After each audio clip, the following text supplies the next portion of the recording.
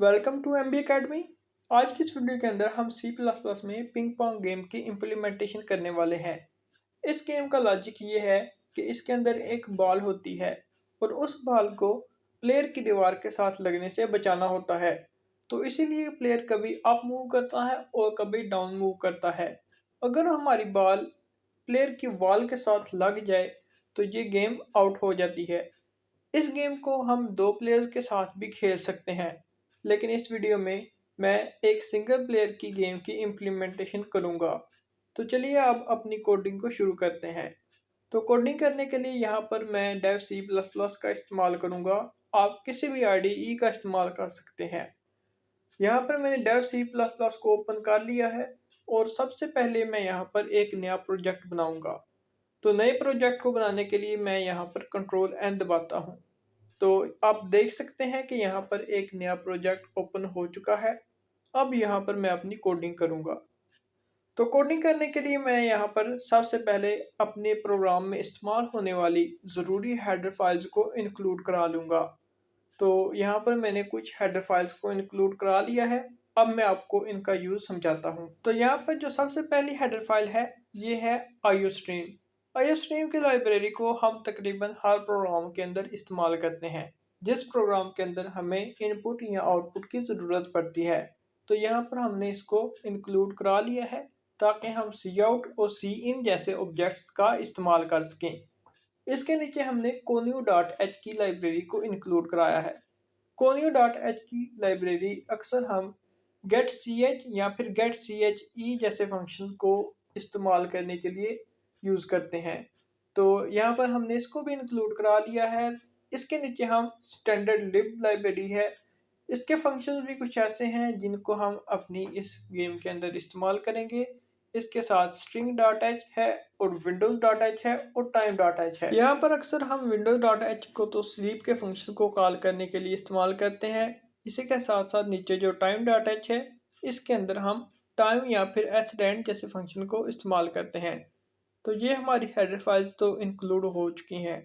अब हम कुछ ग्लोबल वेरिएबल्स बना लेते हैं जो हम अपने प्रोग्राम में इस्तेमाल करेंगे। लेकिन इससे पहले मैं यूजिंग नेम स्पेस std को यहाँ पर लिख लेता हूँ ताकि हम अपने जो Cout के ऑब्जेक्ट है उसके साथ हमें ये बार बार लिखना ना पड़े। तो यहाँ पर मैंने सबसे पहला जो वेरिएबल बनाया है मैंने वो बार बनाई है जो हमारे बाल के साथ लगेगी और हमारा बाल वापस जाएगा। तो इस बार को हमने ओ से यानी कि जो स्मॉल ओ लेटर है इससे बनाया है और इसका नाम हमने वर्टिकल बार जो सिंबल होती है कीबोर्ड के अंदर उस पर रखा है। इसकी टाइप हमने करैक्टर रखी है और उसको एक करैक्टर अरे बना दिया है। इसके नीचे हमने एक आई नाम का इंटीजर वेरिएबल बनाया है। ये वेरिएबल हम अपने लूप्स के लिए इस्तेमाल करेंगे। इसके नीचे जो वेरिएबल्स हैं ये हमारी स्क्रीन के अंदर जो कंसोल कर्सर है उसको हैंडल करने के लिए है। इसलिए पहले की टाइप हैंडल है और दूसरे की टाइप कोड है और इसका नाम है कर्सर पोजीशन। तो इन वेरिएबल का इस्तेमाल हम अपने कंसोल के ऊपर हमारे कर्सर को हैंडल करने के लिए करेंगे। ये चीज़ें तकरीबन मैंने अपनी पिछली वीडियोस में भी एक्सप्लेन की हुई हैं। तो अब हम अपने मेन फंक्शन की तरफ चलते हैं। मेन फंक्शन के अंदर सबसे पहले हम सेट कर्सर नाम के फंक्शन को कॉल करेंगे। यह फंक्शन हमारे कर्सर को इनिशियल पोजीशन पर सेट कर देगा। कंप्यूटर के अंदर initial position top left corner होती है, तो यहाँ पर ये टॉप लेफ्ट कॉर्नर पर सेट हो जाएगा। इसके नीचे जो हमने एक फंक्शन को कॉल किया है ये srand का फंक्शन है और इसके अंदर हमने टाइम नल नाम के फंक्शन को कॉल किया है और टाइम फंक्शन को कॉल किया है उसके अंदर नल पैरामीटर दिया है। इसके नीचे हमने सिस्टम CLS को कॉल किया है जिससे हमारी पिछली स्क्रीन रिमूव हो जाएगी और नीचे हमने डिस्प्ले मेन्यू नाम के एक फंक्शन को कॉल किया है। अब हम अपने फंक्शंस को इम्प्लीमेंट करते हैं। तो सबसे पहले यहाँ पर मैं सेट कर्सर नाम के फंक्शन को इम्प्लीमेंट कर लूँगा। तो इन फंक्शन को तो मैं तकरीबन अपनी 3 वीडियोस हमने इस तरह की बनाई हैं जिसमें हमने फ्लैपी बर्ड और स्नेक गेम और इस तरह की एक और वीडियो बनाई है उसमें भी काफ़ी अच्छी तरह एक्सप्लेन किया है। तो इन फंक्शन पर मैं ज़्यादा ज़ोर नहीं दूंगा बल्कि इस गेम के लॉजिक पर ज़ोर दूंगा। तो सेट कर्सर नाम के फंक्शन को मैंने यहाँ पर लिख दिया है और इसके अंदर दो मैंने पैरामीटर्स दिए हैं, बूल विजिबल और एक टाइप जो कि असेंबली की टाइप है, डबल वर्ड साइज। तो इसके नीचे मैंने इफ कंडीशन लगाई है और अगर साइज इक्वल इक्वल टू 0 हो तो हमारा जो ये साइज है वो इक्वल टू 20 सेट हो जाए। इसके नीचे मैंने एक वेरिएबल बनाया है जिसकी टाइप मैंने कंसोल कर्सर इन्फो रखी है, जिसके अंदर हमारे कर्सर की इंफॉर्मेशन स्टोर होगी और इसका नाम हमने एलपी कर्सर रखा है। इसके नीचे मैंने LP cursor dot b visible equal to visible कर दिया है और नीचे डॉट डी डब्ल्यू साइज इक्वल टू साइज कर दिया है, जिससे हमारा जो ऊपर साइज आएगा पैरामीटर से वो सेट हो जाएगा। इसके नीचे मैंने एक और फंक्शन को कॉल किया है जिसका नाम है सेट कंसोल कर्सर इन्फो और ये फंक्शन हम अपनी ये बिल्ट इन यूज़ कर रहे हैं। इसके अंदर हमने दो पैरामीटर्स दिए हैं, एक कंसोल दिया है और दूसरा एलपी कर्सर दिया है। तो यहाँ पर हमारा जो सेट कर्सर का फंक्शन है वो इम्प्लीमेंट हो चुका है। अब हम डिस्प्ले मेन्यू के फंक्शन को इम्प्लीमेंट करेंगे। तो यहाँ पर मैंने डिस्प्ले मेन्यू लिख दिया है और इसकी टाइप वाइड रखी है।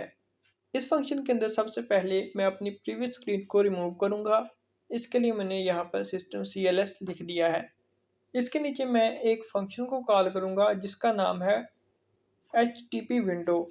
इस फंक्शन का मतलब है हेल्प टू प्ले विंडो, यानी कि ये फंक्शन हमारे इंस्ट्रक्शन किस तरह हमने अपनी गेम को प्ले करना है वो दिखाएगा। इसके नीचे हमने एक इंट CP नाम का वेरिएबल लिया है और इसके अंदर हमने 1 स्टोर करा दिया है और नीचे हमने गो टू XY लिखा है और इसके अंदर दो पोजीशंस दे दी हैं, 34 और 4। 34 हमारी एक्स एक्सिस है और 4 हमारी वाई एक्सिस है। तो go to x y function से तो आप वाकिफ़ होंगे, इसको हम बाद में इम्प्लीमेंट भी करेंगे। ये क्या करता है, ये हमारे नीचे जो भी टेक्स्ट या फिर कोई भी करैक्टर दिया जाता है वो हमारे स्क्रीन की उस पोजीशन पर जाके प्लेस कर देता है। नीचे हमने सी आउट के अंदर पिंग पोंग लिख दिया है। इसके बाद हम एक फॉर लूप लगाएंगे और उसको 8 से लेके 73 तक चलाएंगे, क्योंकि हमारे जो गेम के पैरामीटर्स हैं, गेम की विड्थ हाइट है, वो इनके अंदर ही रहनी चाहिए। तो नीचे हमने गो टू एक्स वाई लिखा है और यहाँ पर मैंने एक्स एक्सिस की जगह पर आई और वाई एक्सिस की जगह 6 लिख दिया है। इसके नीचे मैंने सी आउट और आगे जो माइनस का सिंबल है ये लिखा है, जिससे एक बॉर्डर ड्रा होगा। इसके नीचे हम अपने गेम का मेन्यू शो कराएंगे। तो नीचे मैंने गो टू एक्स वाई का फंक्शन लिख दिया है और यहाँ पर नीचे जो एक्स एक्सिस है वो मैंने 34 ही रखे हैं। हमारा मेन्यू एक ही लाइन में ड्रा होगा, तो यानी कि वर्टिकली एक ही लाइन में ड्रा होगा। तो पहला जो हमारा मेन्यू है वो है 1 प्ले द गेम, दूसरा है हाउ टू प्ले और तीसरा है एग्जिट।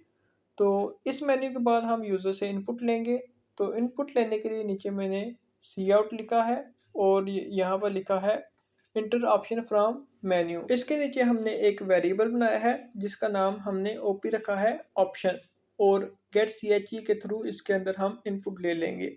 इसके नीचे हमने 3 कंडीशंस लगाई हैं और ये ऑप्शन को हमने कंडीशंस के अंदर लिख दिया है। सबसे पहली है हमारे पास गेम प्ले, दूसरा है हेल्प टू प्ले विंडो और तीसरा है एग्जिट। तो ये हमारे डिस्प्ले मेन्यू का फंक्शन कंप्लीट हो चुका है। अब हम अपने अगले फंक्शन यानी कि हाउ टू प्ले को इम्प्लीमेंट करेंगे। तो नीचे मैंने wide how to play window लिख दिया है। इसमें सबसे पहले मैंने सिस्टम CLS को कॉल किया है और नीचे प्रिंट बॉर्डर को कॉल किया है, यानी कि हमारी जो इंस्ट्रक्शंस हैं वो एक बॉर्डर के अंदर ड्रा हों। तो नीचे मैंने इंस्ट्रक्शंस लिखा है और गो टू एक्स वाई के ज़रिए मैंने नीचे प्रेस W और up arrow to move up, इस तरह सारी इंस्ट्रक्शंस को नीचे लिख दिया है। और एंड पे मैंने गेट CH के फंक्शन को कॉल किया है ताकि हमारी स्क्रीन थोड़ी देर तक होल्ड रहे जब तक यूज़र कोई बटन इनपुट ना कर दे। और नीचे मैंने डिस्प्ले मेन्यू के फंक्शन को कॉल कर दिया है, जिससे हमारा यूज़र दोबारा डिस्प्ले मेन्यू पर चला जाएगा। इसके बाद हम अगला फंक्शन प्रिंट बॉर्डर का इम्प्लीमेंट करेंगे। तो नीचे मैंने वाइड प्रिंट बॉर्डर लिख दिया है। इसके अंदर हम एक फॉर लूप लगाएंगे जिसको हम 2 से लेके 79 तक चलाएंगे और इसके अंदर हम अपने बॉर्डर को ड्रा करेंगे। तो हमारा बॉर्डर यहाँ पर अप और डाउन भी है और लेफ़्ट और राइट भी है। तो यहाँ पर हमने अपना बॉर्डर ड्रा करना है। तो गो टू एक्स वाई में एक्स एक्सिस की जगह पर मैंने यहाँ पर आई लिख दिया है और वाई एक्सिस पर मैंने 1 लिख दिया है, जिससे मेरा जो अपर बॉर्डर है वो ड्रा हो जाएगा। अब मैंने अपना लोअर बॉर्डर ड्रा करना है, तो नीचे मैंने आई लिख दिया है एक्स एक्सिस की जगह पर और 25 लिखा है वाई एक्सिस की जगह पर। और जो सिंबल मैं यूज़ करूँगा अपर और लोअर बॉर्डर को ड्रा करने के लिए, वो मैं माइनस का सिंबल यूज़ करूँगा। इसी तरह नीचे मैं अपना जो लेफ़्ट और राइट बॉर्डर को ड्रा करने के लिए वर्टिकल बार का इस्तेमाल करूँगा और अपना लूप 1 से लेके 25 तक चलाऊँगा।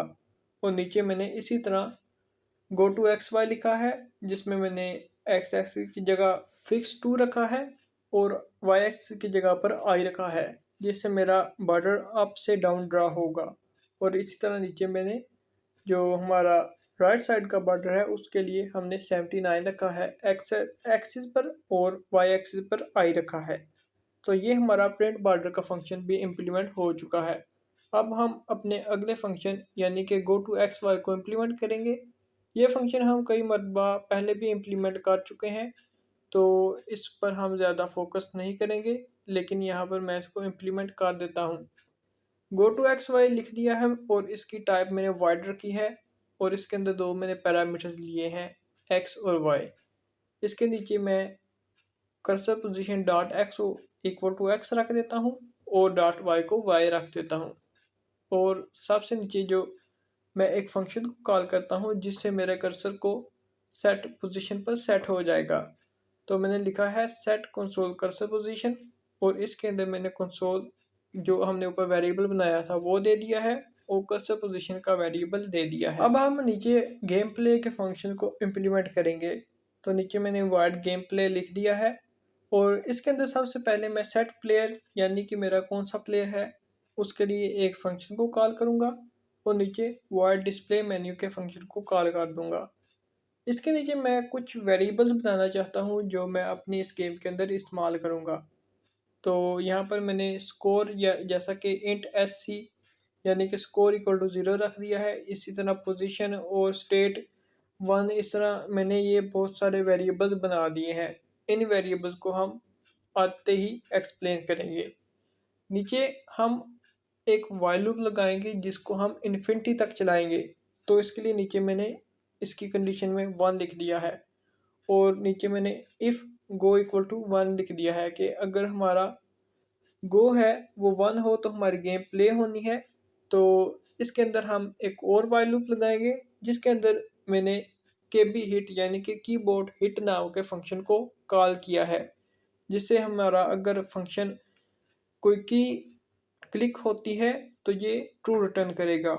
और आगे हमने ऑप्शन यानी कि ओपी ऑपरेशन को हमने लिख दिया है। इसके नीचे हम क्योंकि हमारा जो बॉल है उसकी पोजीशन सेट होनी है, तो नीचे मैंने पी एक्स इक्वल टू और p y equal to y रख दिया है। इसके नीचे मैंने गो टू एक्स वाई के फंक्शन को कॉल किया है और नीचे मैंने सी आउट ओ कर दिया है और स्लीप मैंने लगा दी है 50 की। इसके नीचे मैंने गो टू एक्स वाई और उसके अंदर एक्स लिख दिया है और आगे वाई के अंदर वाई लिख दिया है और नीचे मैंने एक स्पेस प्रिंट की है, यानी कि जो पीछे ड्रा हो वो आगे रिमूव भी होता जाए। नीचे मैंने एक कंडीशन लगाई है if s t equal to 1 और इसके अंदर मैंने एस टी इक्वल टू 0 रख दिया है। और नीचे मैंने इसी कंडीशन के अंदर दो कंडीशंस लगाई हैं इफ़ और एल्स। और इफ़ के अंदर मैंने इफ़ डी इक्वल टू 0 रख दिया है जिस पर मैंने एक्स को डिक्रीज़ किया है और वाई को इंक्रीज़ किया है। इसी तरह अगर हमारा ये कंडीशन ट्रू नहीं होती तो हम दोनों को डिक्रीज़ करेंगे, एक्स को भी डिक्रीज़ करेंगे और वाई को भी डिक्रीज़ करेंगे। इसके नीचे मैंने बाहर कंडीशन लगाई है if R L D R L U और एल आर यू यानी कि ऊपर जो वेरिएबल्स बनाए हैं वो लिखे हैं और यहाँ पर हम अपने एक्स को डिक्रीज़ और इंक्रीज़ करेंगे जिससे हमारी जो बॉल है वो जंप करेगी, यानी कि हमारे स्क्रीन पर लेफ़्ट राइट अप डाउन इस तरह जंप करेगी। तो ये सारे वेरिएबल उसके लिए यूज़ होंगे। तो RLD के अंदर हमने x को डिक्रीज़ किया है और y को इंक्रीज़ किया है। RLU के अंदर हमने दोनों को डिक्रीज़ किया है। LRU के अंदर हमने x को इंक्रीज़ किया है और y को डिक्रीज़ किया है। और LRD के अंदर हमने दोनों को इंक्रीज़ किया है। इसी तरह हम नीचे दो कंडीशन लगाएंगे कि अगर हमारा x छोटा है px से और y बड़ा है py से, तो RLD हमारा 1 हो जाए। तो नीचे हमने एक और सेम कंडीशन लगाई है जिस पर हमने RLU 1 रख दिया है। तो इसके नीचे हमने y = 5 और RLU अगर हमारा ट्रू हो तो हमारा RLD 1 हो जाए और RLU 0 हो जाए। इसी तरह नीचे सेम टू सेम 24 अगर हमारा y हो और RLD हो तो RLU 1 हो जाए और RLD 0 हो जाए। तो ये नीचे सारा कोड इसी तरह हमने लिख दिया है। इस कोड का फंक्शन भी हमारा जो बॉल है वो उससे है कि हमारी बॉल अगर किसी वॉल से लगे तो किस पर जाना चाहिए और किस तरफ इसको अगला डिस्टेंस तय करना चाहिए। तो नीचे हमने दो और फंक्शन लगाए हैं जो हमारे इस लूप को और थोड़ा स्लो कर देंगे, जिससे हमारी गेम और स्मूथ चलेगी। जिस पर मैंने कंडीशन लगाई है x अगर हमारा 75 हो और या फिर x हमारा 6 हो तो हमारा जो लूप है वो स्लो हो जाए 50 पर। इसी तरह y हमारा अगर 5 हो और या फिर y हमारा 24 हो तो हमारा लूप स्लो हो जाए। तो ये सारी कंडीशन हमने इसीलिए नीचे लिख दी है जिससे हमारा जो बॉल है वो ज़्यादा स्मूथली हमारी गेम के अंदर मूव करेगी। तो नीचे मैंने और कंडीशंस लगाई हैं जिसके अंदर मैं अपनी बॉल को मूव कराऊंगा और अगर हमारी बॉल लगे हमारे जो प्लेयर है उसके साथ तो वो दोबारा रिफ्लेक्ट करे बैक पर। तो ये नीचे कंडीशंस उसके लिए हैं जिसके नीचे मैंने लिखा है गो टू XY76 और K प्लस STRLN, यानी कि ये स्ट्रिंग लेंथ का एक हमारा ये फंक्शन है जिससे हम अपने जो बार है जिस पर हमारी बॉल रिफ्लेक्ट करेगी वो लिख दिया है। तो हमारा अगर बॉल हमारी उस बार पर लगे तो वो रिफ्लेक्ट कर जाए, चाहे वो हमारे कंप्यूटर की बार हो या यूज़र जो प्लेयर है उसकी बार हो। तो इसके लिए नीचे हमने ये लिख दिया है। नीचे कंडीशन वही ऊपर वाली कंडीशन है तो हमने उनको लिख दिया है जिससे हमारा लूप और स्लो हो जाएगा और हमारी गेम स्मूथली चलेगी। तो नीचे हम एक कंडीशन लगाते हैं कि अगर हमारा जो बॉल है वो लग जाए उस वॉल के साथ जिस पर प्लेयर खेल रहा है तो हम नीचे you lose press r to और रिटर्न प्ले अगेन, तो ये हम प्रिंट करेंगे। तो उसके लिए नीचे मैंने कंडीशन लगा दी है x = 6 एंड y c और y c प्लस strl। ये स्ट्रिंग लेंथ नाम का जो हमारा फंक्शन है ये ऊपर स्ट्रिंग जो लाइब्रेरी है उससे लिया गया है। ये क्या करेगा कि हमारा जो बार है उसकी लेंथ कितनी है, उसमें कितने करैक्टर्स हैं वो प्रिंट करेगा, यानी कि वो हमें ला कर देगा, वो रिटर्न करेगा। तो अगर हमारी गेम यहाँ पर हमारे वो बॉल लग जाती है और हमारे जो लेंथ है उसके अंदर हमारी बॉल नहीं आती तो ये हम लूप ब्रेक करा देंगे और हम इस गेम को ख़त्म कर देंगे जिससे हमारा ये स्कोर नीचे डिस्प्ले होगा। तो इसके लिए नीचे मैंने लिख दिया है x = 6 OP = 1 और नीचे गो टू XY पर मैंने 4 लिखा है और आगे Y एक्सिस पर मैंने 3 लिखा है और नीचे मैंने स्कोर लिखा है जिससे यहाँ पर मैं अपने स्कोर को प्रिंट करूँगा अगर ये गेम आउट हो जाती है। तो यहाँ तक मैंने इस गेम को इम्प्लीमेंट कर लिया है। अब बाकी का जो टास्क मैं आपको दूंगा वो आप खुद इम्प्लीमेंट करेंगे। मैं दरअसल आपको ये टास्क दूंगा कि आप जो एक फंक्शन रहता है सेट प्लेयर का उसको एज अ होमवर्क इम्प्लीमेंट करें और इस गेम के बाकी पार्ट को कंप्लीट करें। अगर आपको किसी भी किस्म का इशू पेश आए तो आप नीचे कमेंट कर सकते हैं, मैं आपकी मदद ज़रूर करूँगा। तो आज के लिए सिर्फ इतना ही। अगर आपको ये वीडियो पसंद आई है तो इसको लाइक कर दें और चैनल को सब्सक्राइब कर दें और बेल आइकन के बटन को भी दबा दें ताकि हर आने वाली नई वीडियो की नोटिफिकेशन आपको वक्त पर मिल सके। शुक्रिया, अल्लाह हाफिज़।